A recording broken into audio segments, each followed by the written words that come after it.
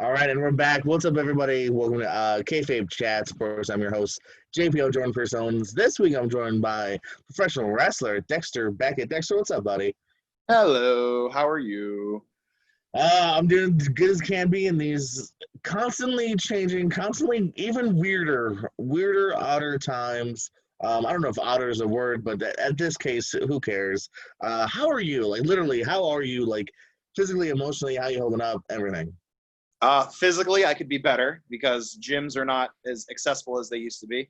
Um, Mentally, I don't like how the world's been going lately, but I gotta stay positive or else all is lost. Um, it's about it, man. Like I miss wrestling, but I also hate what's been going on lately with how, I like that people are speaking out, but I just hate the fact that I feel like gross just by being in certain locker rooms with certain people. So I'm just like, oh, these people. Well, you said it here. No easy, simple, safe way to transition into it. But you said the two words. Speaking out, the hashtag that has just set the wrestling world ablaze, and not in a good way. Although hopefully in the end it will be for good. I Speaking think it out, is in a good way. I think it is a yeah, good way though, no, because true. this needs to come out because everything needs to come out. People need to speak out, and only this generation of wrestling can fix this nonsense. We all need to be better people, man.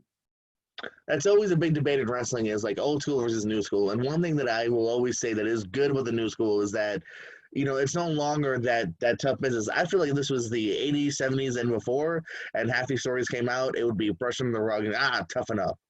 But Yeah. now we're in a new generation of, hey man, let wrestling be fun, let it be inclusive, and now hopefully let it be safer and a place where female, male, everyone can feel safe and included here.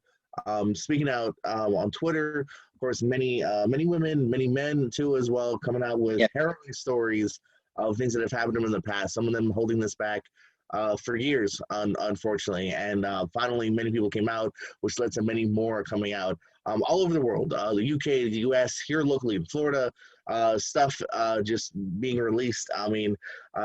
We've seen suspensions, we've seen firings already. Jack Gallagher, the WWE, Jimmy Havoc, and now Sammy Guevara suspended for Guevara comments, Havoc stuff.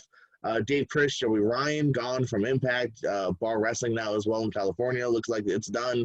Hopefully, Yeah. someone else can pick up that steam. Michael Elgin suspended. Even backstage, unfortunately, this has been happening here. Of course, allegedly, I don't want to condemn anyone, and obviously not doubt anyone either. Here I'm trying to walk that fine line as safe as I can. Backstage, David Lagana, VP of NWA, also Gone. and so many more, of course, big names across the indie scene. People that you've shared locker rooms with, I've shared locker rooms with, people I've admired and respected. Yeah, man, just crazy times. What are your initial thoughts and reactions to this, Dex? Um, Initial thoughts are, this kind of stuff is going on out there. You hope it's not somebody because you don't want anybody to go through that. You don't. You don't want anybody to be a victim of any sort of hate, racism, any sort of hate speech, any sorts of sexual misconduct, misogynistic undertones, any of that. You don't. There's ribbing, and then there's obviously taking advantage of your position. I hate it. I hate it. I hate it. The way you were saying old school and new school immediately sprung to mind. It's because it's 2020 and the people are so, workers and wrestlers are so PC now, where it's like, it makes sense that why this kind of stuff shouldn't be happening in this day and age. Honest and true. And that's my stern belief, is that we should all not think this way. Like, if you have some sort of power, but you're going to loom it over somebody for sexual favors, and then maybe I don't even like thinking about it. It pisses me off. Like, for days now, I'll wake up, pick up my phone, and Twitter's blown up, which is fine because that's Twitter. But I'm happy people are speaking out. I want to get that put across first and foremost. I think this is necessary. I think this is what needs to be done. I want to say maybe called to holler to someone has the phrase uncomfortable but necessary. Yeah. Yes. It needs to be done, though. I don't want anybody that's suffering out there shouldn't be suffering at all. at all because of this. I tongue-tied because of this, literally speechless because of this. It infuriates me. Yeah, man. I'll admit, man, I was told maybe a few years ago, 2, 3 years, been in for about a decade now. I was pretty blissfully unaware to like almost any of this, that it even happened, because I was like, we wrestling, like we're all I'm in cool. it. Maybe there's dicks, but like that's the worst case. Someone might be an asshole. Yeah. That's the worst case scenario. Yeah, and then writing with female talent and spending time with them and hearing some of these stories, and unfortunately it happens to even with fans overstepping the line here. I help run the RPW YouTube page. I've had to delete some really weird, either abusive, negative, or even sexually horrible comments. Like I check those comments all the time to make sure there's nothing unnecessary on there, man. And yeah, just hearing these stories, and it's harrowing, man, because no one should feel unsafe. Some of the things that broke my heart is like, there was more than once when the female would say to the promoter, I don't feel comfortable picking this person up, and the guy would do it anyway. I don't go, like, that breaks my heart too, because it's like that person also unfortunately led to it.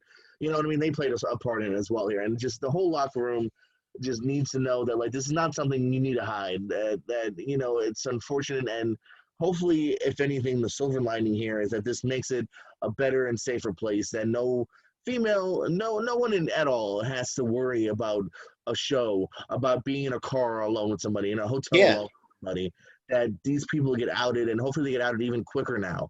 That, you know what I mean? This is one and done now. This is not, some of these people got away with it multiple times. And again, silver lining, hopefully this stopped them from doing it multiple times again. So I've shared many a locker room with many females. Never in my entire life have I ever thought about making, like, I've gotten to a point where, like, I've changed with females in the locker room, and I'm like, oh, well, I'm going to be respectful and just turn my back to what's going on. I'm a respectful man. Yes, sure, I could enjoy what I'm looking at, but you know what? I don't want to be known as that guy, so I will turn around. I don't even give them their a damn hug privacy. unless you come in for a hug. I don't even go for a hug to anyone. You know Oh, what yeah. I mean? Like, Oh, yeah. and that just makes sense. It's not even something I think about. That's just, you know what I mean? Like, oh, you want a hug? Sure. But otherwise, it's like, hey, how are you? To everyone. And like you said in the back, if someone's changing, Yeah, that's I how don't know. many shows for me where I'll be gearing up, and then here comes a female member of the roster, and I'll just go, oh, hey, and they go, oh, hey, and I'm like, how you been? And then like, get up and give me a hug. I'm like, oh, you're okay, cool, yeah, cool, all right. Like, especially, like, it's just so weird because, like, I'm an uber friendly person. I'm a hugger. I'll tell you right now, I'm a huge hug guy. I've been in locker rooms with people where I've been in, like, I've met them maybe 3 or 4 times, and I'll shake their hands, like always, but then, like, sometimes I'll shake their hand, pull them in for like a pat, and they're like, what are you doing? I'm like, we worked enough shows, I just figured it'd be like, hey man, good seeing you later, but it's just, I've always been really, like, I always wait for the invite where it's like, oh, it's so good to see you, give me a hug, okay, cool, hey, I'm gonna go get changed, like, oh, me too, cool, yeah, like, it's just, I don't know, I've always been, I was always taught locker room etiquette, and that's a huge part of it, like, Yeah, man. And that's the thing too. Like, especially inside, like I said, there's some stuff with fans too, but like at least as far as inside, man, we all gotta look out for one another. You know what I mean? We need to be the bigger brother, bigger sister to everyone. Especially if you've been in it for a little while. Like, like you said, people abusing their power is something that has happened. Like, look out for one another, man. It's I don't know, man. Not that we're all flawed. I know I've probably been a dick once or twice in the locker room because I'm too focused and I'm too have too many hands in the pots. But like at the same time, it's not that hard just to not be a creep. I don't think it's that hard. It's not that hard to not be a complete dick. So completely, it's not that difficult. I've worked where I'm not even wrestling on the show. I show up, have my gear in case they need me. I'll work. They needed me for security. I worked security. It was an all women show. I'm like, all right, cool. Well, I will maybe steer clear from the dressing room because it's all women. I don't want to be that creepy guy back there. I'm friends with many female wrestlers where they're like, hey man, like, for example, friend calls me into the women's dressing room. I'm like, all right, this is going to be weird. I go in, no one is pissed off at me that I'm in there. They're asking me about spots. They're asking me, do you think this spot would work between me and so-and-so? Blah, blah, blah. Oh yeah, this, that. I'm like, just, and I try to get out of there as quick as possible.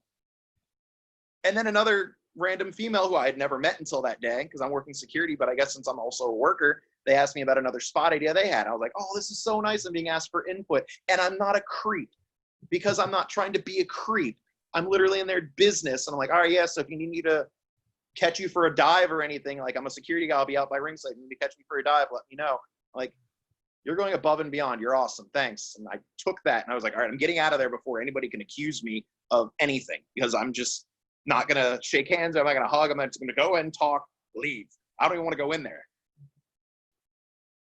So it's not, yeah, like you said, you had a little forethought in mind. That's all you got to do, man. Like, we're not telling people to be totally afraid of being nice. Just, have the right kind of decency. Yeah. And yeah, I've always viewed, please. I've always viewed wrestling as almost like another workplace, like my 9-to-5 job. You know what I mean? Like, you got to at least be respectful, and hopefully you're probably not hitting on your coworkers at, with your 9-to-5 job like that, or being perversive like that. It's different, and obviously people fall in love in wrestling. There are relationships, and that's different as well. But, you treat it like a 9-to-5 job. Have respect. Be nice. You know what I mean? If something opens up, okay, but, know when it's right. No, obviously, no. The word no, that's really not hard to know. It's a simple word. Yeah, man, I don't know. It's just, like you said, tongue-tied. I want to say the right thing. I want to say that big uplifting thing. Many people have worded it, I'm sure, better than we both could. And, Probably. just looking at those discussions, it's a horrible discussion, but a needed discussion. And, yeah, like, hopefully just the locker room will be safer now. And, maybe in 10, 20, 30, 40 years, there'll be people that will like, oh, you guys went through what back in the day? Like, I've never doubted my time in the locker room, and that would be fun to hear. So one would hope. Let me get your opinion on this. And again, this is not to if you feel one way strongly or another on it, both you and then people at home. I'm not looking for any fights or anything. No. Sammy Guevara, I want to just talk about him real quick, because it's something, and you even mentioned it off air, like, James Gunn, same thing in the movie world, Right. This is very similar. I think James Gunn was a little bit older as far as how back his tweet was, but like Sammy Guevara, I believe 4 years ago, it was very unfunny, and he basically he makes a rape joke, but it's not even a joke. It just simply says something along the lines of like, oh, I would rape Sasha Banks. It's as blatantly unfunny as that. But it was indeed 4 years ago. And if you look at his YouTube video, and again, maybe I'm gullible. I've always tried to see the best in people here. You know what I mean? Like, I've always same. Like, yeah. Oh, yeah, I trust a guy with a teardrop tattoo as much as I trust a grandma. Like, I don't care. Yeah. Give me a reason to dislike you, and then I'll dislike you. But until then, you're cool with me, kind of thing. So maybe I'm a sucker that I believe when he says, "Hey, man, that was a younger, stupider me who made a shock joke to hopefully pop the room."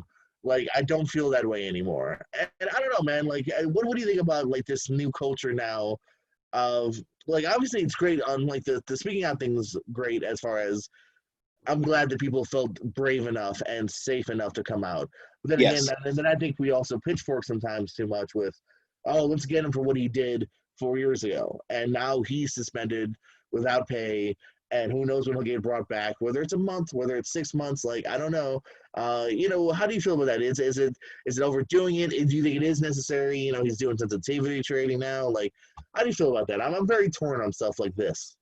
I like, it's such a double-edged sword. I'm happy that they're doing sensitivity training with him. He's going to do it. He's going to succeed in it. I know he is. He's very young, like very, very young. Like what? How old? I don't even know how old he is to this day. I don't know how old he is. But 4 years ago, he was what? A teenager, probably? I think he's still definitely in his 20s. I'm not sure about Hart, but yeah. You sure? I feel I can't really answer because I don't really know. I can answer your question easily. It's just I'm trying to think because I think he was a young kid in the wrestling business. Maybe he wasn't even in the wrestling business back then. He could have been. I'm No, not. he was. He was okay. So he's. It says here, Gordon Cage match. He's Please do. 26 now. So Okay. so That's older than I thought he was. Yeah. That is genuinely older than I thought he was. Okay. He's making a name for himself these past few years. You know, PWG, completely. Wrestle Yeah, Circus, even Impact for a little bit.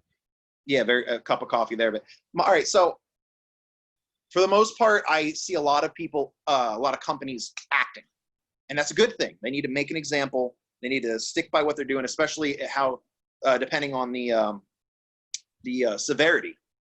I mean, it shouldn't matter about how severe it shouldn't be happening. Is my point. But sensitivity training, I think, is a good way to go instead of just completely throwing somebody out on their ass. But it's like I said, this is a double-edged sword topic because Sammy Guevara, I think, is genuinely a good person, and I'm sure he said those things as a child, a young human being, and maybe was just saying things to get views. Maybe he didn't think he'd be as famous as he is now when he said that. He probably said that when he was also, don't forget, I think a big part of it too is, unfortunately, 4 years ago, I don't think this would have made as much of a headline as it would today too. You know, no, it wouldn't. And at that point, you know, it's the same thing with them. I'm trying to forget who we've been mad at recently, or like, you know, they'll pull up like a movie and it's got a lot of like, you know, homophobia jokes, and it's like, yeah, that sucks. And if it came out today, I'd be like, who the fuck are they? But unfortunately, that stuff was of the norm to a degree. And again, it was unfunny 4 years ago, but I'm just saying, I do believe that 4 years is a decent amount of time to where. Yeah. I believe that young man has matured and grown so much since then, to the point where he probably regrets saying it probably sooner than later. And the fact that he went to her and apologized to her, like straight to her, and she tweeted about it and she put like a whole thing on there and everything. Like, I think that's a great step in the direction. I mean, it's bad that he did it, but I mean, he could have been like sarcastic, but sarcasm still can be taken so wrong, you know, like it's just, I'm happy that they didn't just throw him out on his ass. Like the same with Jimmy Havoc. He's had an abusive life from what I've read. Like, this is all just from what I've read, that he's had an abusive life and he's had a troubled past and everything like that. I believe, correct me if I'm wrong, Jordan, I think Jimmy Havoc's situation was, it was more of a, like, psychologically damaging relationship that he had. That's what it does seem like. That's why he's also a suspension, not a firing. That it seems more, like I said, maybe emotional and psychological.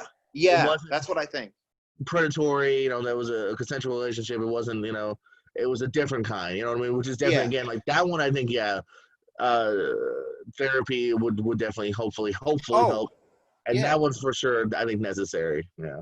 Agreed. Completely agreed. Like, but yeah, like Sammy's suspended, Jimmy's suspended. But what their situations weren't anything physical or sexually, like they didn't, like, you know, abuse their power sexually or anything like that. I get that. It shouldn't matter because it shouldn't be happening. But at the same time, I'm glad they didn't just throw them out on their asses. No, yeah. I mean, and I like that there's a fine line between, you know, firings when you need to fire, but at the same time, like, hold on, there's something we can do. Because I also do believe in redemption. I really do. So. Oh, God, yes. Absolutely. No easy way to transition. Is a really weird transitions in the show because usually it's hopefully lighter news, but not always. Right. It seems like the Undertaker may be done on the last ride. It seems like he's ready to just jet off into the sunset. He's got Michelle McCool by his side. He had the Boneyard match, which is pretty well received by, I think, 90% of the wrestling community. What do you feel, man? Are you an Undertaker, Mark? Is this the right time, or should we milk it a little bit more? Okay. I did not watch the Last Ride documentary until, I want to say it was it was 2 nights ago. I want to say I marathoned through the day that the last one came out, which I think it was Sunday, right? I think it was Sunday. Some of that, sure. I watched all of them, just straight through it. No nonstop, nothing stopping me. Put a catheter in and just went. Wasn't stopping myself. Watched it. Loved it.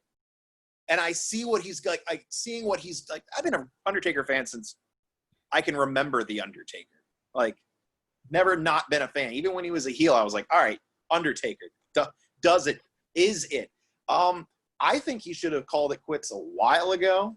I loved his reasoning, though. His reasoning makes 100% sense to me, where it's like, I want to go out having that, like Shawn went out perfectly with him, and in one of the most amazing matches ever. Although Saudi Arabia, did he? I hate that match. Oh, that match was terrible. No, I think it's fine. I think he should, man. Like, every time after the Lesnar match, I would say, I was like, man, I really just don't think he should go anymore. Like, I think he needs to call it quits. Like, I thought after I opted not to go to Mania in Orlando when he lost to Roman Reigns. Match wasn't good. Match was the main event. I was there. In fact, what's funny is, at first I was very upset because it's a long-ass day, by the way. Oh, 7 hours. Arena. And I was there. I did it before kickoff. So I was there that whole time. So literally 1, 2, 3. I was with my dad, and we're both like, let's get the hell out of here. So at first I was mad because I missed the whole boots and jacket thing and the whole send-off. But later on, it didn't matter anyway. So I was like, okay, good. I can get home to the hotel. Exactly. Like, I woke up that morning after doing a whole almost week, because they get started on like a Tuesday, and then, I went like that whole week staying in hotels or staying at friends' houses and stuff like that in Orlando. And I did a bunch of indie shows, and I did a couple of other shows here and there. I got to double digits that week. It was great. Oh, exact same. And then my immediate mindset was, I'm like, all right, I could probably get a ticket for Mania there. It's no way it's sold out. I could get a bad ticket, or I could probably buy one from somebody or something like that. And I woke up and I'm like, you know what? It's a 2.5-hour drive home. I could probably make a friend. I'll put the network on and we can watch it at a buddy's house, which is what I did. And I just didn't need to go. And I had no interest in the match, especially that match was one I did not have any interest in. But he was so disappointed in that match. And then he was disappointed in the Cena match that he had, which I thought was perfect. He was bummed he didn't go like 30 minutes. But my mindset's like, you don't want to go 30 minutes with Cena. You want to go like maybe 10 to 15 and still have a good match with him. But they didn't do that either. They went 4.5. They didn't do that either. Yeah. That was the problem for me. I did like that. Like, I was worried that like during the show, Michelle McCool was going to be like, I'm your wife and you have a child. And I just want you to come home and not be hurt and blah, blah, blah, blah. And I get that. But then while I was like waiting for her to be negative, when AJ wanted the match, she goes, there's nobody better than to do a match than with AJ and then maybe go out after AJ. And he was in good shape and he was working well. And he got his little, he got his workout routine going where he wants to work up a good sweat before he goes out instead of working up that good sweat out there. And I loved that idea, and I'm going to totally do that idea once I wrestle again. Imagine if, like, the Boneyard match was fun to me. And a lot of people, most of the wrestling world, minus Jim Cornette. But that's why I said 90%. Like 90%. But I feel that if they had a match in the ring, they would have worked to their strengths and not their weaknesses. And he wouldn't try to have AJ give him a tombstone like Reigns tried to do to him, and they couldn't do the spot. I bet you that match would have been 15 to 20 minutes, maybe a little more. It probably would have been good because AJ, you can't really go wrong with AJ. And I think it would have been good, and I think it would have been a good way for him to go out. And I loved the build and everything about it, and he wanted to make it personal. I think Undertaker going and being done is fine. The world is going to miss him. We're all going to miss him. Maybe we'll get that little once in a while heel talking shit, gong, lights out, pop, slow walk, or turn around, there's take, the old spiel.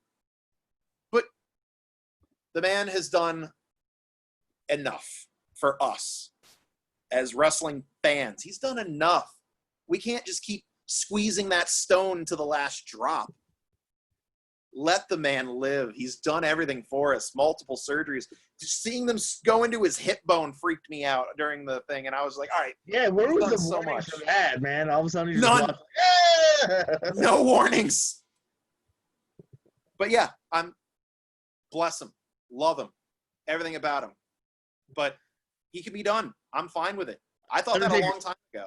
Undertaker may be done, but we're getting a lot of Mark Holloway now, man. All of a sudden, he's just popping up on every show. I'm taking him on this one. No, but Mark Holloway's finally talking, and which is fun too, man. Like he's actually a really like kind of charismatic cat, even when he's just Mark. Oh my God, and, yeah, that Steve Austin's Broken Skull session was great. No, man, but very much in the same sentiments as you, man. Big shout out to Taker. I mean, what a career, man. I mean, like almost unparalleled. He's literally, I'm a 1990 born kid. He's literally has been around since the day one of me. So, like, his entire career, man.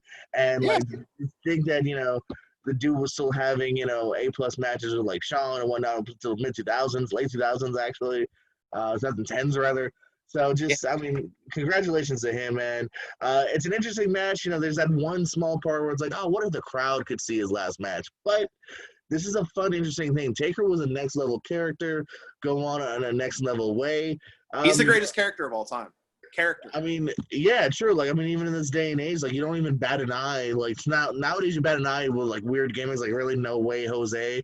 But like, you don't even bat an eye as a wrestling fan with Undertaker. You just accept it nowadays. Like, yeah, Undertaker, badass. Like, you don't even think about it. Like, oh wait, he's an undead like phenom. I don't care. He's awesome. American badass, whatever. He's the greatest character in wrestling history. And he could pop up, but I'm sure he will. Even if it's Mark Holloway, even if like general manager Mark Holloway would be fun. I don't know.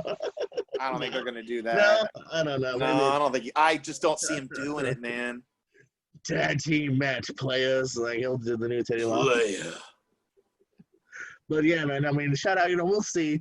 Maybe if Mania's back in a live crowd next year, and maybe he'll get that itch. But in LA, do an actual match with AJ, because I mean, obviously too. Most likely, 90% likeliness. If things had happened normally, that match would have been just in front of a crowd. You know what I mean? Oh my God, in Tampa, that would have been great. Yeah.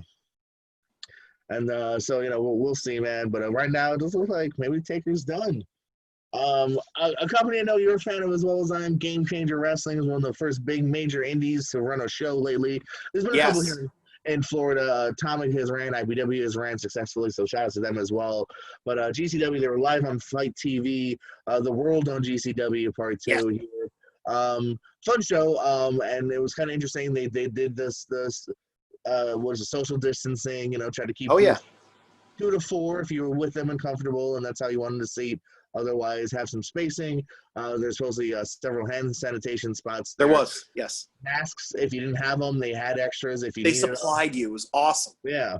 So I'm trying to think of what else. Oh, between every match you saw, I thought it was Joe Janela, but I guess it was Kung Fu Janela. I think it was Kung Fu, yeah. Yeah, it was Kung Fu, I found out later on. I thought it was Joe because they do look alike, especially when they got a mask on. Hand sanitizing every rope between every match, turnbuckles every match. And it was outdoors too, which might be a new trend, maybe, doing these outdoor shows. I know that's how IPW ran lately in Florida. Yeah, they have. As well. So any thoughts on kind of this? This might be how wrestling might be for the rest of 2020, if not longer. So any thoughts on how they did it and future wrestling? I liked it. I thought it was an amazing idea. I know Spider Nate Webb had a lot to do with it because he's an indie guy, an Indiana guy.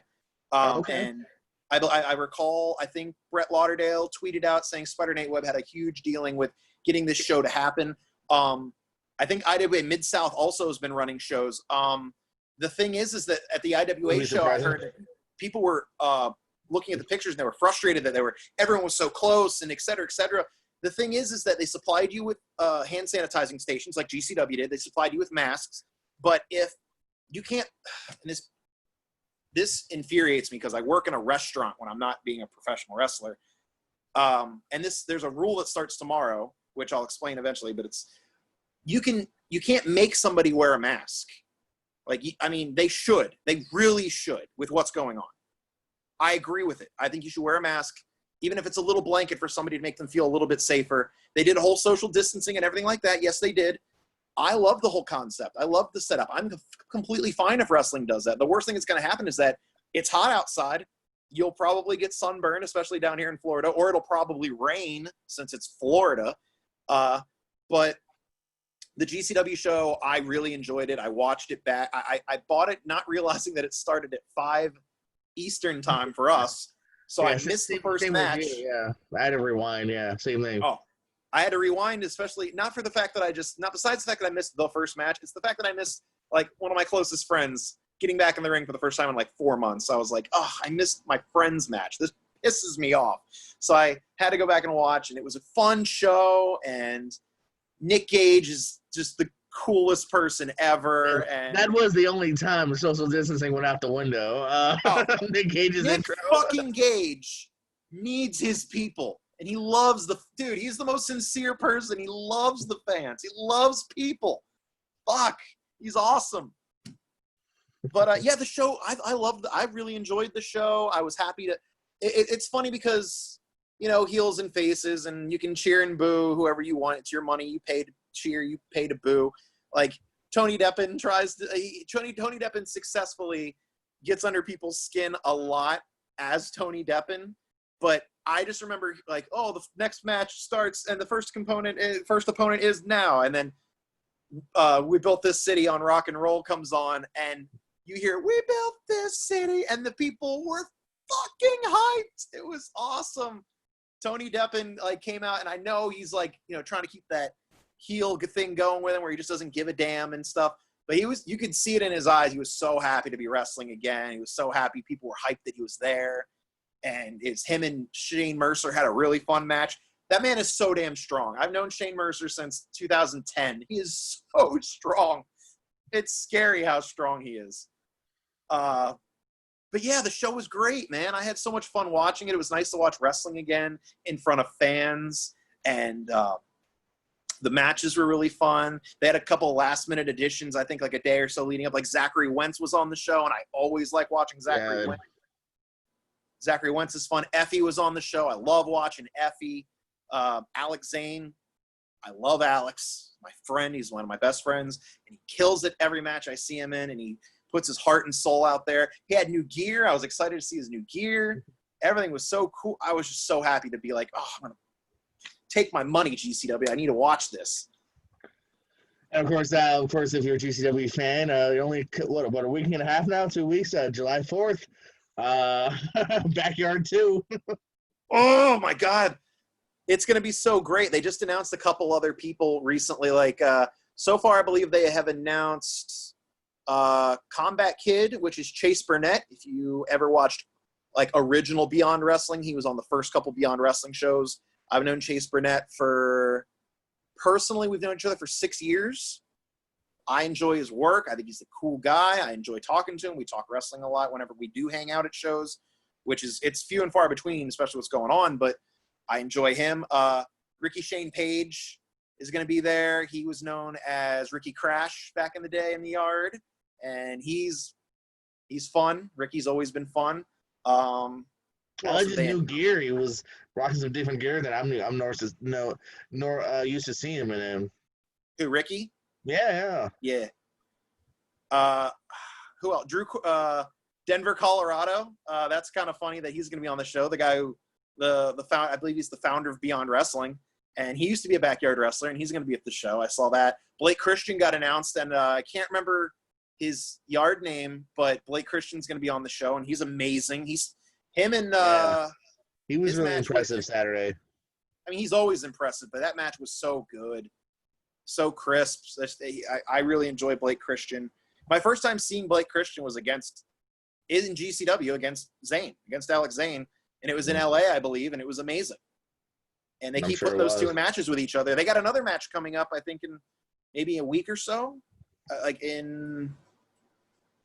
don't want to be crappy and not know the exact details, but I know Zane and Blake Christian are having another singles match coming up at an independent promotion, Midwest. Blake Christian is Kid Grapple. Kid Grapple. Didn't know that at all, but I'm excited because he is a huge addition to that show, and it's going to be great. And it's also I went to the Backyard show, Backyard Wrestling last year. It's just I offered to go, and if they needed anybody to fill in, I'd do it. Had my gear, but I went and I got to be a fan, and it was awesome, and it was super hot. It was outside, but they had a pool and the ring and trampolines, and it's so backyard. The only thing they're missing is like a base, like not even a ring, just a base, like tires, plywood, carpet padding, tarp, an old school base when you couldn't afford to get a ring from High Spots or Monster Rings. Yep. This is legitimately right next to me. I forgot it was right next to me. It's such a fun show too. This. I swear we're not endorsed by Game Changer Wrestling. Just showing some No, love. no, not at all. We're just just showing some love to that, man. I said Fight TV. You can check out those special live pay-per-views. You can still check out the replay of the world, many others on there. Going back now, another controversial name potentially at the moment did debut on SmackDown, bro. Matt Riddle has now finally moved to the main roster, defeating AJ Styles. A great debut for him, and fun kind of a lumberjack match. What? It was fun. No, I mean, it was fun. I mean, I've always enjoyed Matt Riddle. He was obviously one guy that, like, I don't know, it feels weird to say this. If he didn't mess up, was definitely going to get signed sooner or later, and was definitely going to get brought up to the main roster sooner or later. So, big debut for him. You a Riddle fan? What do you think of his debut? Yeah. Oh, God. Big Riddle fan. Big Matt Riddle fan. Enjoy. Nice human. Like, he didn't know I was a worker when I met him, and we just shot the shit, and he just goes, bro, you know a lot about wrestling. I'm like, oh, I am a wrestler, but also I've just been a lifelong fan. And he just goes, he's like, I could tell. And we just chatted. And he's just super cool. And I like his style. I like that he puts his MMA style with wrestling, and just he's a nice human. He puts in the work. I like Matt Riddle. Did you ever see the wrestlers on Vice? Yes.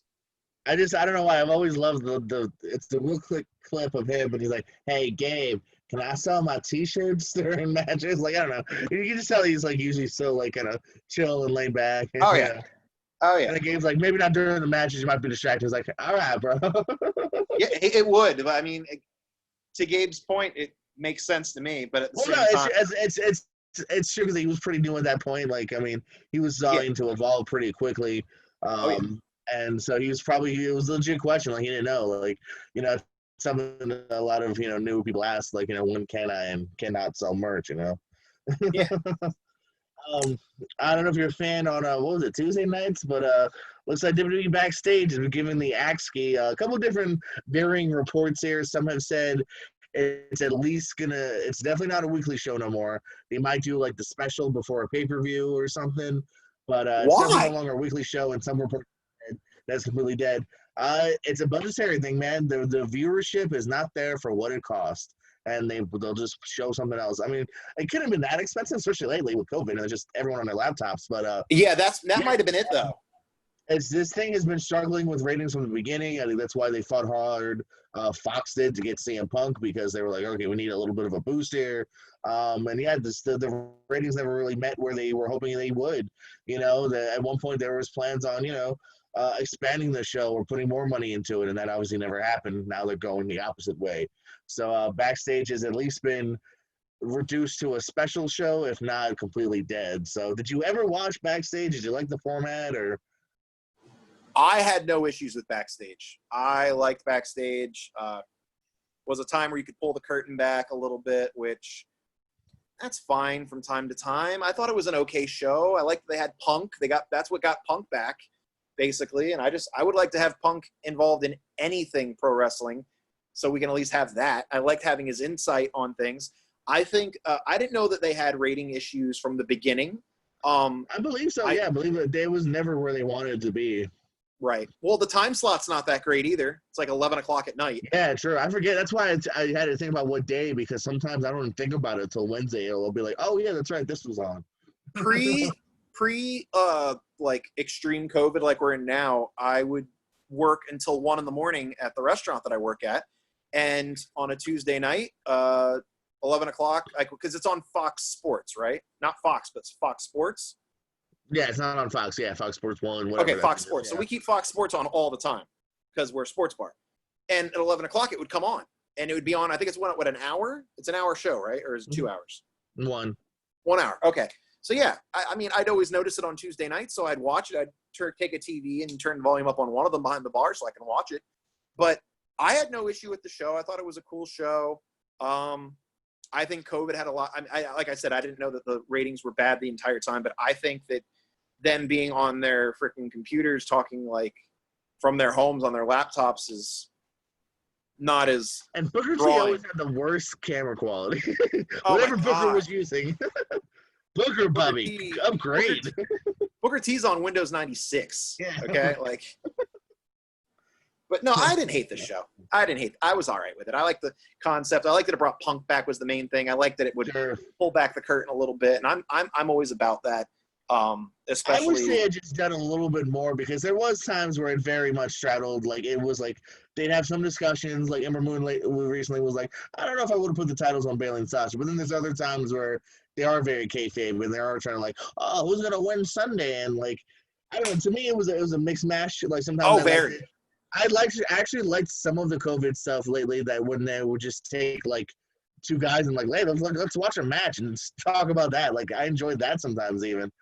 So when it was more backstage, actually, I enjoyed that more than when they had to just go straight kayfabe and whatnot on us. So yeah, I'm mixed match. I'll miss a little bit now just because it was something different, in a weird way. As much as I love physical in ring action, I didn't mind a show that was just more of the backstage and talking and having a panel. Renee Young is fucking awesome at it.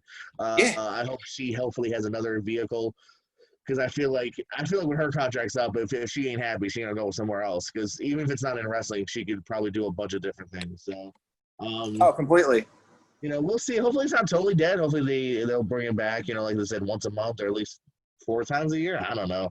But even then, I can't imagine the ratings will be too good, because once it's kind of out of sight, out of mind. I just feel like it didn't get enough time. Yeah. Yeah, maybe like you said, maybe too, like, that 11 o'clock is not exactly a great spot. And, there's a lot of young fans too that probably can't do it, or even older fans, or just normal fans that have to, 11 o'clock, I'm going to bed. We can't all be like me and, basically consider 11 o'clock the middle of the day. Yeah, it depends on my schedule too. I don't mind, depending on what I got to do the next morning. Some furloughed staff has been brought back, including Pat Buck is back as an agent.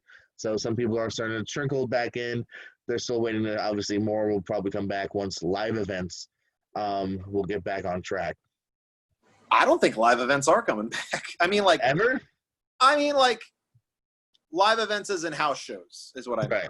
Right. I don't think they're coming back, which I hope they do. Only because, not so I can go to shows, but because that's what keeps them, keeps the rust off, man. If you're not wrestling every week, or if you're not capable of finding somewhere to just have a ring and go bumping around in a ring, the house shows kept you flexible. Yeah, a little bit of wear and tear, absolutely, but wrestling every week kept me from not getting hurt for 2 straight years, where I'd wrestle. When I was living up in the Northeast, I was wrestling every weekend or every other weekend. So it kept me loose, kept me flexible, kept my wrestling cardio, which is not the same as running on a treadmill for X amount of time cardio. It's just not. They're not the same cardio. It is a different kind of monster altogether.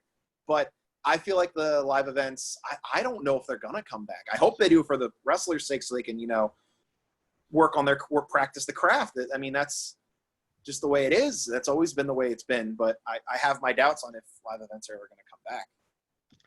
Well, we'll see, man. I wouldn't be surprised if we're not even talking about it until 2021. Who knows, man?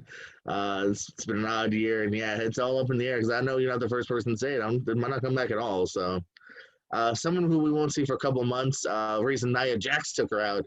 Charlotte Flair's out with some elective surgery until August. So, obviously I don't wish ill will towards her, but I'm fine with this news, because I don't know. I think there's they showed on SmackDown 4 other female talents that we haven't seen much of at all. So I don't mind seeing some hopefully different faces now. So what do you feel about Charlotte being gone for a couple of months? I've had this discussion with somebody recently where they were saying oh, I'm so sick of Charlotte. She's on every show and she's in every segment, et cetera, et cetera. It's because she's great at what she does. You can't miss somebody until they're gone is a good way to look at this. I think you're frozen. Nope, you're there. I see you. I thought you were. You were just really happy with what I said. I'm just a great mime. I think she's all right. So she's got some elective surgery. You can't miss somebody until they're gone. I think some other people need some shots at becoming, next tier women's wrestler.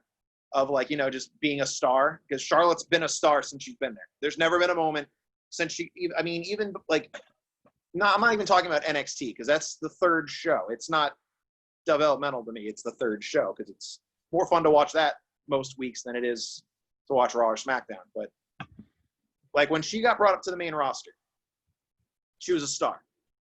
And she stayed a star the entire time. How long has that been now? 6 years? Like I think 2014 she got brought up. Or was it 2013 or 2014 she got brought up to the main roster? It's been a while, yeah. Yeah, she's been nonstop a star for 6 years.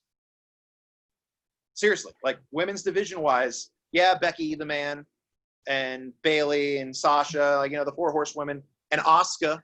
I think Asuka's an absolute star. But I think she deserves the time off, is my mindset on that. I will miss her because I always enjoy watching her matches. I always feel like she's the most authentic women's wrestler besides, like, Charlotte and Asuka, I think, are my 2 top females that are just, like, I love Io Shirai. I mean, I'm not in here we're talking about Charlotte. I don't want to bury any other wrestlers for not being Charlotte or Asuka, but, like, they're the ones putting in the most work, match quality wise, story wise. You know what I mean? So yeah, I think she deserves the time off is what I'm going to go with. I'm on that degree, sure. And hey, no doubts that she is just effing wonderful, man. There's a reason she's in main spots a lot. I'm not arguing that, but there's just some times where I don't know. I don't think she needed to be on both shows all the time. It felt very Roman Reigns-ish to me. It felt very even times with like there's some times where I was like Triple H was shoved down our throats. If you're a TNA fan, Jeff Jarrett was shoved down our throats. Like I think there's enough talent out there to where these spots, like I'll argue, Ronda Rousey and Becky Lynch were big enough to headline Mania, and Charlotte felt like an add-on because they love Charlotte. Like I don't think she needed to be in that match to make it a triple threat. Back in Mania a couple years ago. Last year, yeah, I was there. I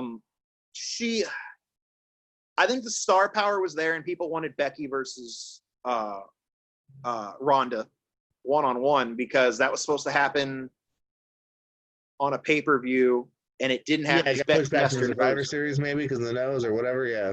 Becky messed her nose up and couldn't do the match, so then Charlotte took the spot. Charlotte was the perfect person for it, and it was a good match from what I recall.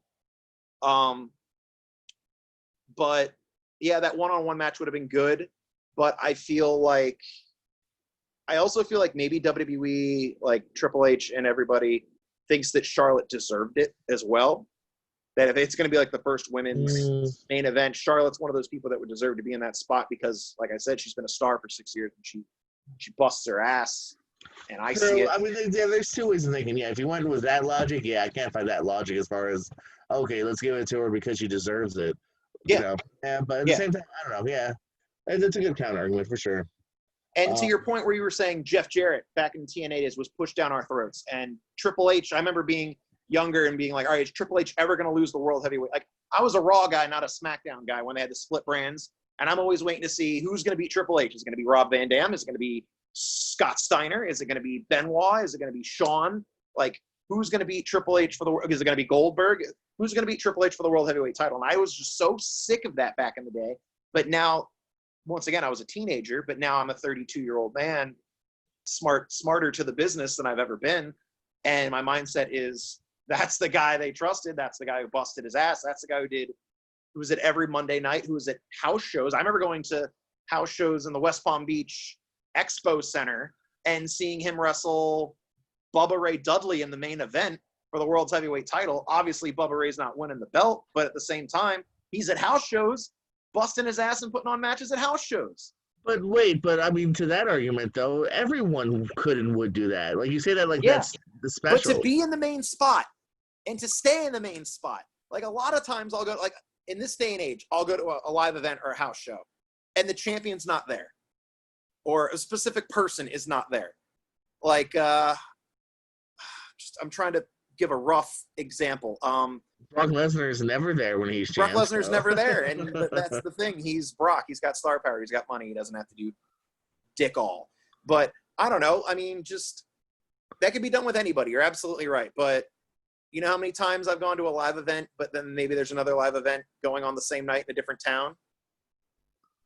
I've done where there's a Raw going on at the same time, and like I'm watching some SmackDown's B roster. But I went to a SmackDown house show during the what the fuck were they calling it? When they had that rule where like people could go back and forth. Oh, what is it called? It didn't last Yeah. long. I remember Vince was like, "We're gonna do this." But yeah, I know what you're talking about. I don't know. I just feel like I'm excited to see who's gonna step up. I guess like I don't know who it's gonna be. I feel like if Ember Moon wasn't injured, Ember Moon would be one of those people that would try to step up because she's amazing. And I'm talking like Raw, SmackDown, not NXT, because I mean we haven't seen Shayna Baszler in a minute. I was just about to say, I mean, you talk about stepping up. Baszler had that hot traction, and now it's gone. And Lost even at Mania, gone. coming off of Money in the Bank, like I thought Dana had a good showing and hasn't done anything since. Carmella finally brought back up for a little bit, and we haven't seen her since. So I don't know, maybe there's more to it backstage because of COVID, but otherwise, like they were both there at Money in the Bank, and they were both on SmackDown real briefly in the back. Like that's kind of what I mean by like with the Charlotte thing is that like, okay, Charlotte have her be a main part of one show, like but like Baszler could have done something. You know what I mean? And like, and Carmella and Dana and Naomi disappears half the time, and there's so many names out there, and you still have. I mean, you look at Takeover. You started off with a 6-woman tag. You ended up with a triple threat match. Like and that's not even half the females there. Like there's so many out there waiting for that moment. And hopefully you mentioned Ember, man. I know the injury she suffered was pretty bad. So definitely, I'm hoping she can overcome that because she's definitely someone welcome back when she is. Completely, yes. I mean, like I said, I'm hoping to see people step up. Like the women's tag division right now, it's Bayley and Sasha. Everyone's waiting for the split, and I think they teased it on Raw, didn't they? Where they're like, "I want a shot," and then she goes at the Raw title. Yeah. We really milked it with the obvious conclusion. I was like, oh, it's for Asuka, for just saying. But I will say that match will be fun. Sasha and Asuka will be. Yeah. I'm down for that, man. Yeah, absolutely. I do think that Asuka's had the best run of her main roster. Or not, I know you said before, not really main roster because NXT is the third brand, but now overall of her Raw and SmackDown run, this is probably her best run. Yeah, I mean, I think is Kairi hurt? Is Kairi seen out with injury? I don't know if she's hurt. I know like her and Nia had a couple of weird bumps. I don't know if she's hurt. I know she got hard-weighed. Around, yeah. So they might have just given her a few weeks for that. I don't feel like I ever read like, oh, she'll be gone for months, but I could be wrong. I mean, they split the Kabuki Warriors, and Asuka's number one right now. So yeah, but I feel like they weren't totally split. Like you said, like she was fighting Nia and she was with her by her side, and then the whole head thing happened. So she might. I wouldn't be too surprised if she popped back up, or it might be like an Otis Tucker thing where it's just simply, hey, Tucker's not gone, but Otis is the primary focus, and Asuka's the primary focus. So just they don't always have a spot for her if there's like, oh, you're just gonna stand there and might as well just stay home. I want a Kairi Asuka match. I think it would be great. Yeah, I can see them too, like not even necessarily needing to split up, just simply, Kairi being like, hey, let's do this. I think Sasha and Bayley need to split though. I think Sasha Bayley need to split. Yeah, they do good work as a heel tag team and all, but I think they need to split and have those good matches that they were having again. We'll get there, man. Hey, do you have to pee? No, you can. Go ahead. No, this is for the next segment. Jeff Hardy and Sheamus. Did you read I guess Fox officials, I guess, were not happy with the pee segment and actually cut it from some West Coast broadcast. So maybe we'll actually finally get less pee-pee and poo-poo jokes on the WWE now. So but my first instinct was, have you seen this segment, by the way? Yeah. Boy, did Jeff Hardy have to go, because that was a huge glass. And also shout out to my boy Chico Adams for getting a nice face full of it. So he did. I hate segments like this. I think I always have, even when I was a kid. Whenever stuff like this is involved, I remember poor Drake Maverick's done a pee spot recently. Spirit Squad got pooped on, so on and so forth. Shawn Michaels did the exact same thing Jeff Hardy did to Sheamus, but to Vince McMahon. Oh yeah, this this exact segment. Yes, has been done. Exactly, and I'm sure Vince was like, "This is such good, funny shit, right, guys?" And everyone was like, "Yeah." First person was like, "You're just as good as you ever were, Vince." So I'm just saying, please hire me, Vince. So it just, well, I don't know. I just thought it was a fun thing to mention. Anything you want to add? It happened. That's my mindset on that. It happened again. And it was probably fake piss. Let it go, Fox. It's a redone thing from like 14 years ago. It was apple juice. We all know. So stupid.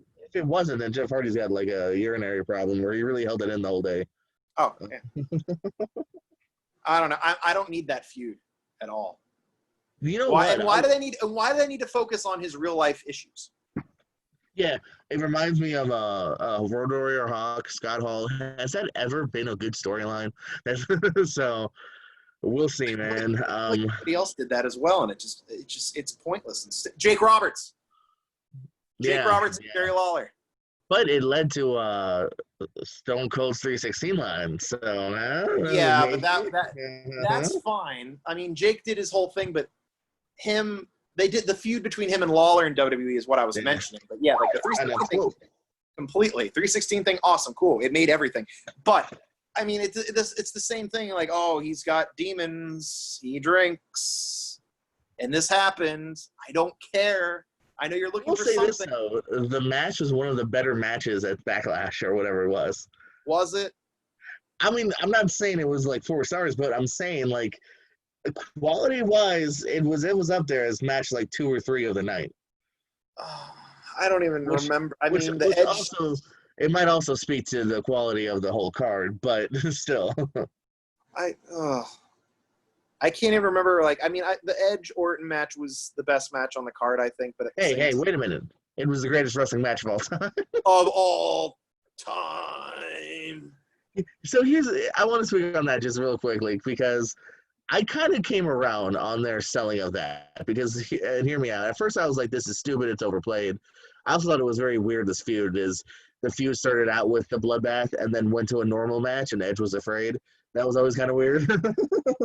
But I like the selling of it because I think the theory is that it got us talking and it made us more intrigued than if it was just a normal match. If it was simply Edge versus Orton 2, I don't know if we would have cared as much. But because we were talking about like greatest wrestling match of all time, it got us talking. I think is probably the logic to it. Bait. It was bait. Overhype, which they love to do. I always have a good laugh at like whenever Raw or SmackDown's like, "Hey, that was the most intense or the biggest main event ever." I'm like, calm down, guys. Like, no, it wasn't. No, it wasn't the greatest wrestling match of all time, but it was a good match, and I enjoyed it. I would say even great. I would say the it was a great match. Hyping, take EST off. But yeah, take EST off of it. Oh, and speaking of EST, Bianca Belair, bring her back. She's gonna kill it. I was just asking, I think on this show, maybe, I don't remember. I talk about wrestling a lot. What happened? Did she not, like, I thought that was a debut, or was it a one-off? Where the fuck is she? It's got to be a debut.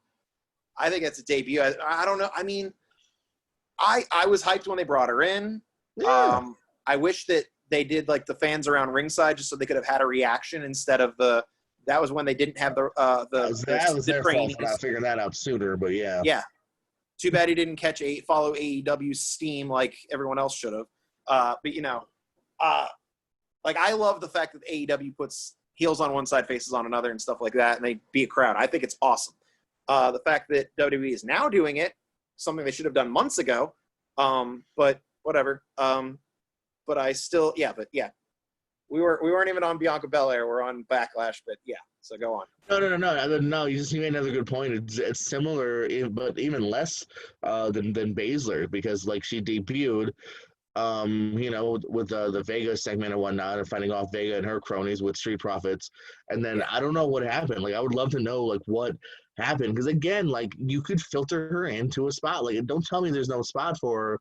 When again, like, I'm not harping on Charlotte, but again, when she's involved in both shows, you tell me one of those spots couldn't have been her. Like, I don't know. Right. It's just weird to me, man. I feel you. One of my favorite ring announcers, Bobby Cruz, has just re-signed with Ring of Honor. He's been with them for many years now. He's never leaving them. He debuted well. Someday he will, because everyone dies. So someday he will. He debuted in 2003. It was a really fun gimmick. Do you remember what he debuted as? Wasn't he Steve Corino's ring announcer? Yeah. You're spot on, my man. He was Steve Corino's personal ring announcer, and he would have these long intros. They were the best. Look it up. I'm sure there might be some on there. There's not. Yeah, Cruz was his, and I guess there's not a lot, or if any. Oh no. Okay. They're so good. I was wondering. They probably took them down. Some of them are probably a little dirty on them. Maybe they're long. This culture couldn't like them anymore, but they're long. They're super long. I remember he threw my dad off. I think he was watching a show with me. He's like, "For as long as this intro," I'm like, "It's just a gimmick, man." Like, I love stop it. It's Steve Corino. You let Steve Corino do whatever the hell he wants. Whatever he wants. Man. I took a photo with him outside of the bathroom once. It was great. Anywho, hey, it was bad for them because they all had to use the same restroom as the fans, but it was great for the fans because we just had to wait outside the restroom. Got a bunch of photos. Sorry, guys. But yeah, Cruz, I'm sure, like I said, as long as he can speak, as long as they want him, hopefully he's not going anywhere because I'm sure Ring of Honor, unlike WWE, doesn't mind if it's an older gentleman. They don't need to get a youngin in there just to get a youngin. Right.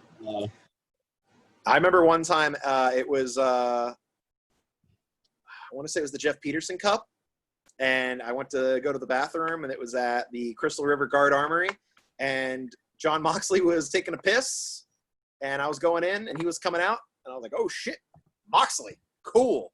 And then I went to go take a pee, and then out of the stall, and it smelled there. I don't know what the hell was going on. It was Davey Richards, and I was like, Poor Davey. He's done with wrestling, right? I hope so. Good old Davey I'm Richards. sorry. I'm not big on him. I was never really big on Davey. My other piece story is going to FCW back in the day. Driving with my dad, we really had to go to the bathroom, and we didn't want to wait, and so we found a door that was open. It wasn't locked or anything, and so we go in the bathroom, and I'm looking up, and it's like low-key Mason Ryan and someone else, and my dad's like, hurry up, don't you got to go? I'm like, we're not supposed to be here, Dad. And he's like, I don't care, go to the bathroom. So I'm going to the bathroom like next to Mason Ryan. I'm just like, hey, man. Is this 2010? 2009, 2010? It's got to be, yeah. So. Oh, God. Mason Ryan, humongous. He was like nice, and they were staring at us because they could tell we were marks, I'm sure, so they probably knew we weren't supposed to be in there. And I was like, door was unlocked. Sorry. I've been driving an hour and a half and really had to go. Locking eyes with Mason Ryan at the urinal. MLW, Major League Wrestling. Yes. Will air its original program Underground, which I actually remember watching on the Sunshine Network back in the day. Was that TNA and IWA Puerto Rico. It was a fun 3-hour block. As well as at one point it was and then MXPW replaced MLW, I think. Anyway, Underground, July 11th on beIN Sports and their YouTube channel, so you can watch it on YouTube as well. Good. The original premiered back in April of 2003. The episodes featured literally an abundance of familiar faces nowadays. CM Punk was there for most of their run. Terry Funk, Raven Smojo, Bryan Danielson, the list goes on and on. ECW legends, Jerry Lynn, Sabu. Mike Awesome, Steve Corino. Awesome. Corino was a big part of it. Yeah. Another place that actually might have been, because I sadly didn't know much of ECW till later. That was probably where I really kind of started liking Corino, actually, was MLW, funny enough. I didn't get into Corino more until after ECW ended. I can say that wholeheartedly. I just, because again, I'm a 90s kid, so I'm 10, it's on at 2 a.m. I never really had a chance until later on, sadly, on VHS and DVDs later on. Fun fact, MLW advertisements on Fox Sports always had, it was CKY, 96 Quite Bitter Beings, the most famous CKY song for anybody that's not even doesn't even know who CKY is or was. That's how I got into CKY. It wasn't because of the shopping cart. They used to call it shopping cart song. It's because of MLW, because I'd have to sneak awake, I'd have to like make sure my mom was asleep and put on MLW and watch MLW and see Joey Styles doing commentary for them and stuff like that. And I went to, I think, one MLW show as a kid. And it was, oh my God, it was so Florida Carney. It was so funny because it was Terry Funk versus, it was Steve Corino was trying to get anybody to stop Terry Funk because he was feuding with Funk and he was the MLW champion. It was leading up to War Games, which had more people in it than it normally does, and it wasn't an even number.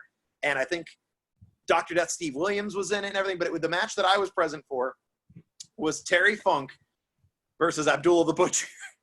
Oh, wow. Nice. It's a weird one. I mean, it's a match you would expect to happen, but I was just blown the hell away. It was a bounty match, and the bounty hunter of this match was Abdullah the Butcher. And I remember Jerry Lawler was supposed to be a part of Terry Funk's team in the War Games, but then Lawler couldn't do it because I think he went back to WWE. Yeah, it sounds vaguely familiar because I have that event on, I think, VHS and DVD somewhere in there. That's a find. That's a good find. I have all of them because unfortunately the original run of MLW was not long. It's like 02 to 04. It was sadly brief. So I think I have the entire run. It started in New York, Philadelphia, like ECW Arena in New York, and then it went to Florida and it stayed in Florida, like Lauderdale and Orlando. Mm-hmm. Yeah, War Memorial, I think, is where War Games might have been. And the first episode that airs, which features Christopher Daniels versus Vampiro, is from the ECW Arena. So that's the first episode here. So yeah, I definitely suggest that people check them out. They were definitely fun things back in the day. It was something that it helped between that and Ring of Honor and TNA. It really kind of widened my eyes of like, oh, there's like great wrestling kind of all over, and like you don't need thrills and frills. Like it's a very simple setup. MLW had just with great names, Japanese legends as well popping up. So Kojima, there you go. We said at the same time, Jinxie Omiyako. So. Fun stuff. Like I said, so many names, even names. I'm trying to think of like David Boy Smith Jr. was on back in the day, and he's there now. Teddy Hart was left, but he was there for a while. So low key both times. Who else was there? I remember Sanjay Dutt being there. Jimmy Yang, Jerry Lynn. The SATs, amazing. The SATs. That was the first time I saw the SATs. Besides, like I saw little clips of them in CZW, like in the early days of CZW, and them and Red were a trio. But then I remember La Parka was there. I remember Mikey Whipwreck was there. I remember he wasn't Matt Striker. He was Matt Martell for some reason. I remember, and I remember because when his whole teacher scandal came out, not scandal, but like he got fired because he went to WWE SmackDown or whatever. I remember being like, yeah, I totally know who that is. Like, I would have popped if he was my teacher. Like, what's MLW like? You know what I mean? I always remember thinking that. Like, I totally knew who he was before WWE. Norman Smiley was there too. Michael Shane. Oh, I always thought that dude was gonna be something huge. I love. Well, wasn't he Shawn Michaels' nephew, or is that fake? Oh, you know what? In this day and age, it might have been, but I feel like it was always kind of billed as like a fact. But who knows, dude? Beats me. It's a good question. Yeah, Dusty Rhodes was there as well. Dusty was brought in, yeah, man. I think him and Carino did a no-rope barbed wire match there. Carino did like 2 or 3 no-rope barbed wire matches in MLW alone. I think he did one with Funk. I think he did one with Dusty. I remember Carino took that massive fireball to the chest and face from Funk. Like, he leaned against the ropes. He couldn't go anywhere and just took it. Carino doesn't get enough respect. I've always been a huge fan of his, man, so. Yeah, MLW was fun, man. I'm excited to watch those older MLW matches and stuff. Like, it felt like every show at MLW, and this is something I noticed even as a kid. This is how I knew I was going to be a complete freaking – like a complete mark in wrestling, was Sabu would be in a feud with somebody. And I think let's just start and say it was La Parka. He had 2 matches with La Parka, and I think they were tied, and they were going to have a rubber match. And then La Parka didn't make it. And then the last match was at like Mikey Whipwreck. And then I think he did another like 2 matches against Mikey Whipwreck, or maybe it was, I know he ended up working Christopher Daniels at one point, and he had like a spike match because Sabu had the spike in his boot, like the Sheik, and I think he did he did a lot of like rubber, like best of 3 matches in a weird way. That sticks out in my mind for some reason. Didn't they bring Barry Windham in for the War Games match as well? Wyndham's in the War Games, man. Yeah, one of his last things. You mentioned before, Dr. Death, Steve Williams. Yeah, no, I'm just looking at names here. I mean, everyone, man. Jack Evans, C.J. Perkins, Chris Hero, Mike Modest, M-Dog 20. Mike Modest, that's a throwback. Tyson Kidd, mentioned Raven before, yeah. A lot of names. I think I found out about MLW before I found out about Ring of Honor. So it was almost like Ring of Honor to me before knowing what Ring of Honor was and was about, because all those guys were there. Yeah, I'm trying to think what might have hit. Yeah, MLW hit first for me too. I'm trying to think. It's very close because I started watching Ring of Honor because the DVDs were finally popping up in like FYE and stuff. Yeah, and I was like, I've heard of this. And I was like, I went to mine was FYE and Suncoast, I think. Yep. I remember looking at being like, what the hell's a round robin challenge? Who's this American Dragon guy? That's a stupid name. That's stupid. He'll never amount to anything. Yeah. He'll never be good, let alone the best in the world. American Dragon, low key. Okay, yeah, he's gonna be good. And some Fallen Angel tune. Wow, this roster. What the F is a Spanky? Yeah, what's a Spanky, man? Samoa Joe. Oh wow, okay, that's not culturally appropriate. I don't know. nice champion, Xavier. Yeah, just Xavier. Oh, Professor X. Can't afford a name, now? Indie guy.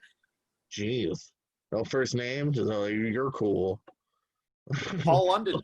Who else can we make of? Well, that name's all right. Amazing Red. Okay, let's see here. What's so amazing about you, little fella? We'll see here. Dude, I love that. Was it the early match with him and Loki, and then also Red and Jay Briscoe is really the first real match. A lot of these people though, like I said, I didn't get into ROH probably until.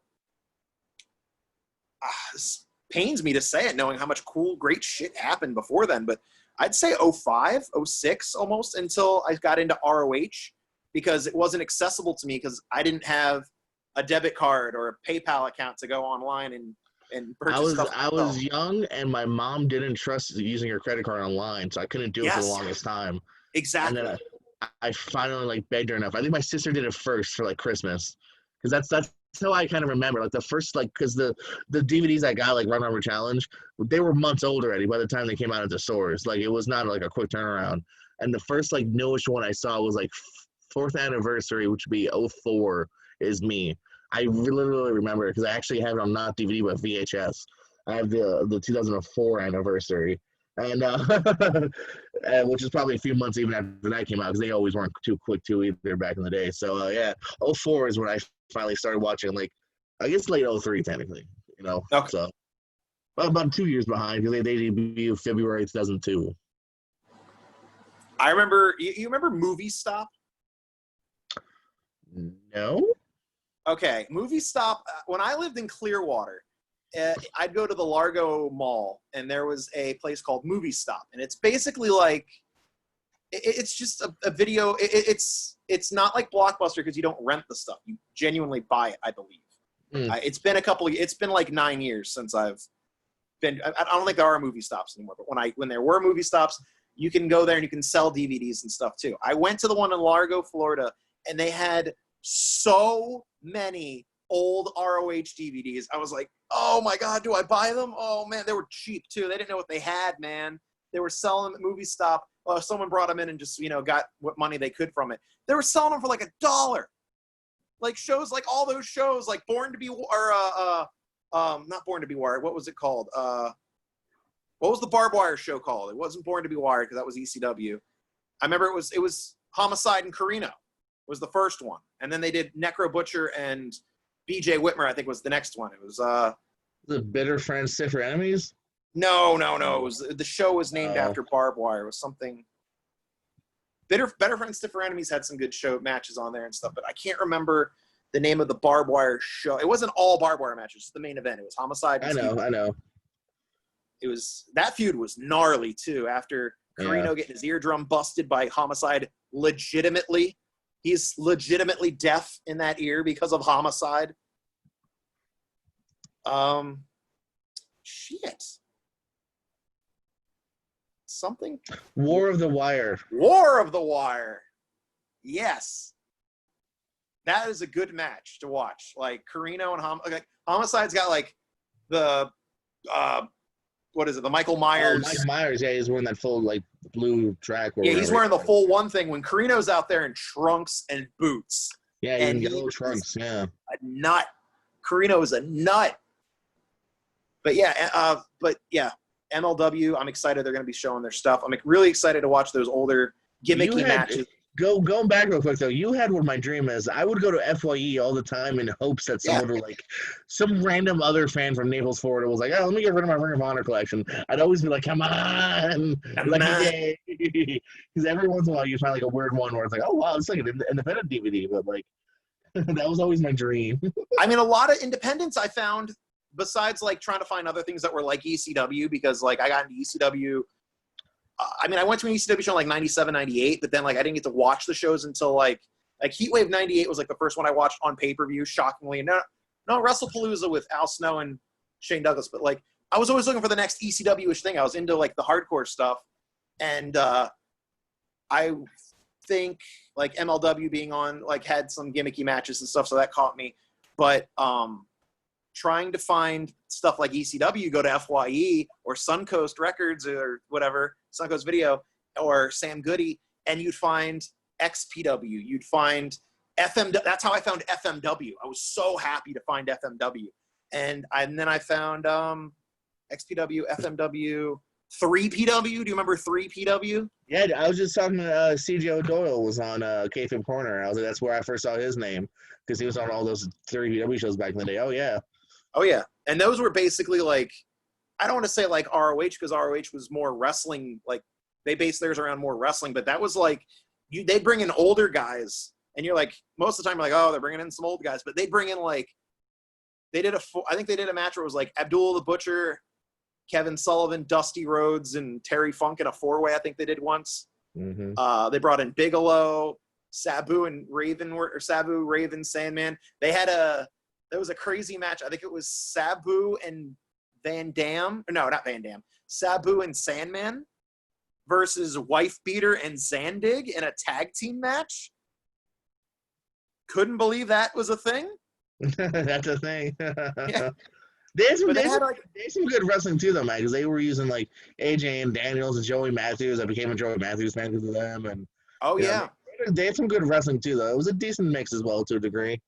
Oh yeah, but it's such a random thing. Like you go to FYE and you find these random treasures, these random gems that you just get, and you're like, man, what the hell is this? So. That's why I was saying too, all you kids are spoiled, man. Like now for $9.99, you go to independentwrestling.tv, you go to High Spots, and you have hours. You will die not seeing all of that content. Back in the day, man, one DVD, probably $15, $20. And it'd have to hold you over. Exactly. You'd watch it 3 times, that same 3BW DVD. Oh, watching Al Snow was on one of those as well. I remember he was on the cover, like. Yeah. Well, anything else, Dexter? What do you got, man? You're the one with this is your show, brother. What you got on the record? No, I ran through it. That's why I was just letting us talk about ran through it. All the Ring of Honor stuff now. We ran through it. Damn it. I know a couple wrestling promotions down here in Florida aren't going to be running until almost everything's back to normal, I guess is kind of what I heard on a couple tweets here and there. Like I heard I want to say No Peace Underground is going to wait till things get better. I think Ronin Pro also said they're going to wait till things get better.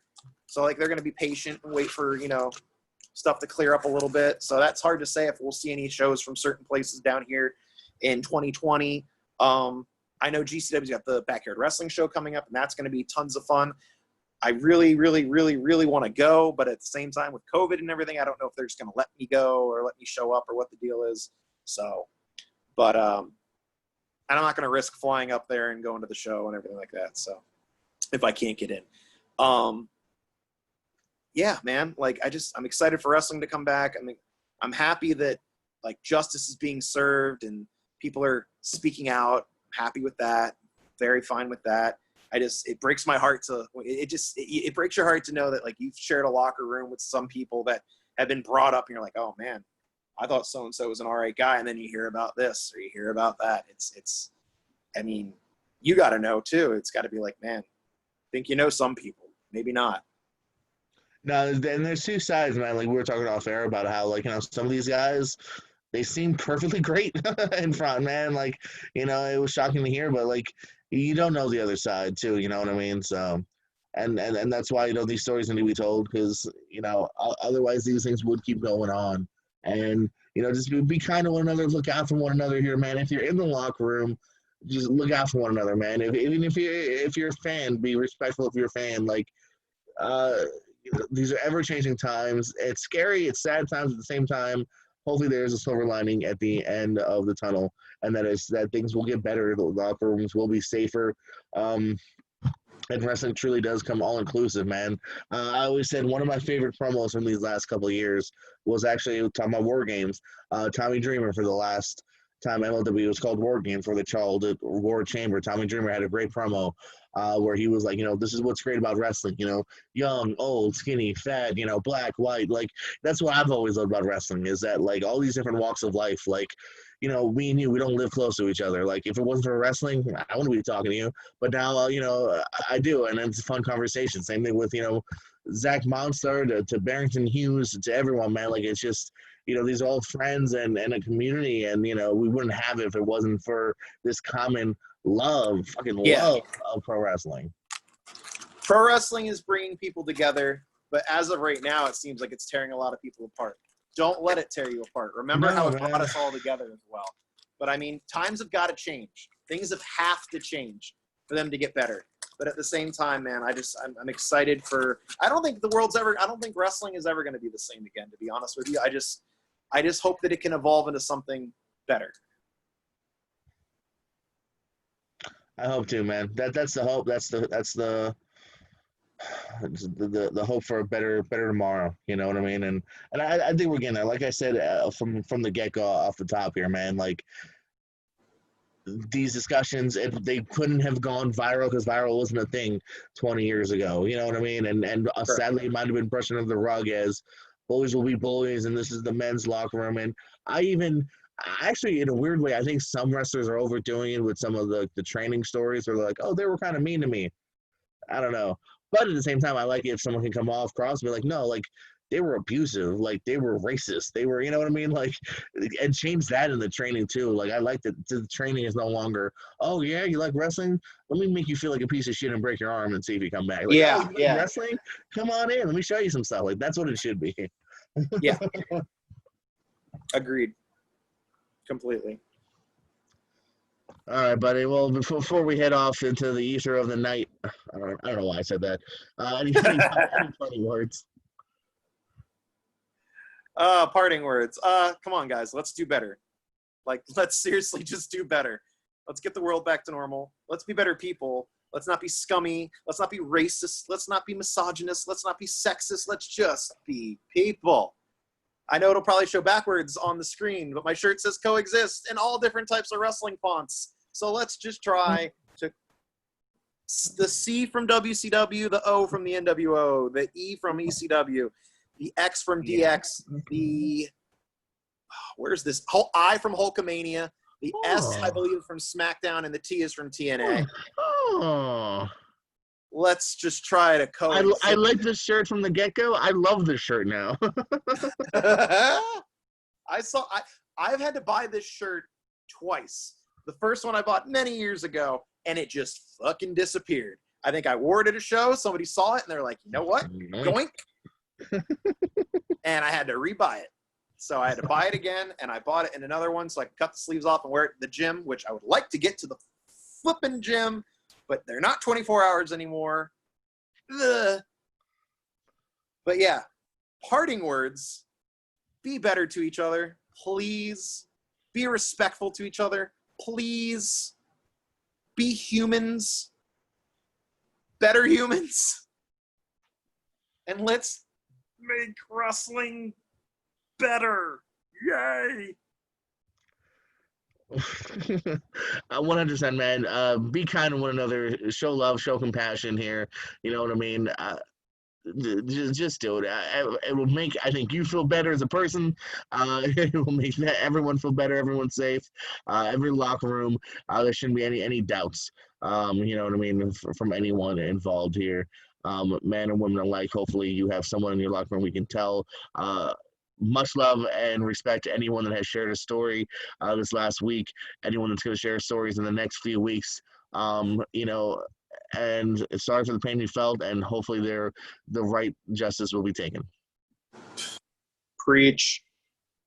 Well, Dexter Beckettt, it was good talking to you, brother. Again, you know, hopefully things are, I don't know, someday getting back to normal, or even the new normal, whatever that may be. Yeah, I'm ready for the new normal.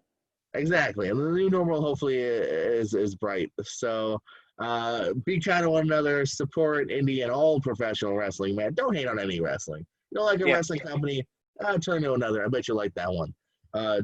Different flavors of ice cream. So, ladies and gentlemen, Dexter Beckettt, Jordan Pierce Owens, and we love you more than you'll ever know.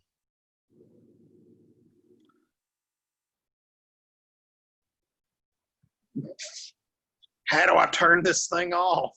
Click.